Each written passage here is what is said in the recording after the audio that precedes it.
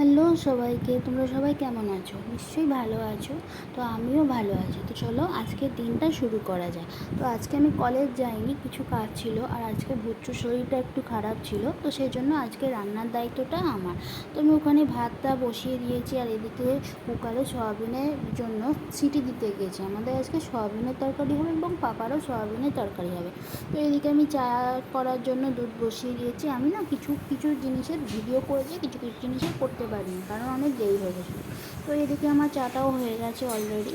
আর এদিকে আমি পাপার তরকারিটা ভাসে দিচ্ছি, যেহেতু পাপার বেগুন আর সয়াবিনের তরকারি হবে।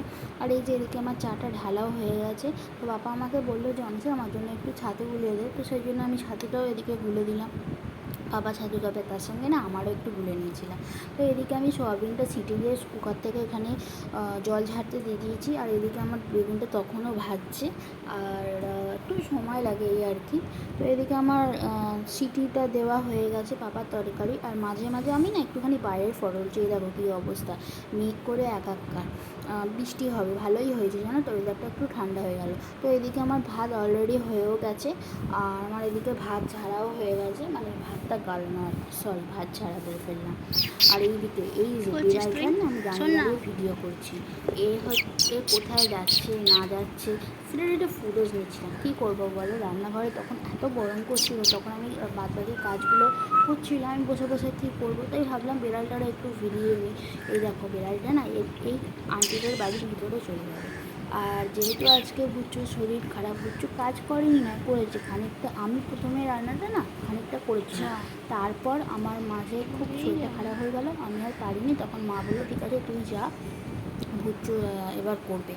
মাও বাকি কাজগুলো করে দিয়েছিলো, জামা কাপড় সব শুকো দিল, বাকি যা কাজ ছিল সেইগুলো করলো, দিয়ে তারপরে স্নান টান করে এলো। এবার তার বাকিগুলো ওরাই সামলালো আর কি। তো আমি চলে গেছিলাম, তখন আমার খুব অসুবিধা হচ্ছিলো, আমি একটু ইনহেলার নিতে চলে গেছিলাম। আর এই যে আমি এখানে সিঁড়িতে বসে বসে বাইরের একটু ফটো তুললাম। তো এইদিকে আমার আলু কাটা হয়ে গেছে, আলুর ভাত ধোয়াও হয়ে গেছে, যেহেতু বললাম না সয়াবিনের তরকারি করব।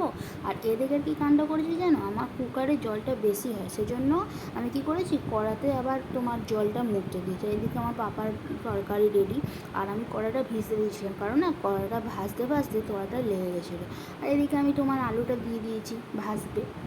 তোমার যেহেতু সয়াবিনটা আগেই ভেজানো ছিল, আর তাড়াতাড়ির জন্য আমি মুসুর ডালটা ভিজিয়ে রেখেছি, মুসুর ডাল হবে বলে আর তাড়াতাড়ি হয়ে যায়। আর এই যে আমার এদিকে বাসন ফাসন মাজা হয়ে গেছে, আমি এখানে শুকর দিয়ে দিয়েছি, সরি উপর করে দিয়েছি, কী যে বলি। আর এই যে এখানে আমি কুকারে আলু ফালু সব ভেজে মশলা ফসলা সব দিয়ে দিয়েছি। এবার ততক্ষণে আমার তরকারিটা সিটিও হয়ে যাবে।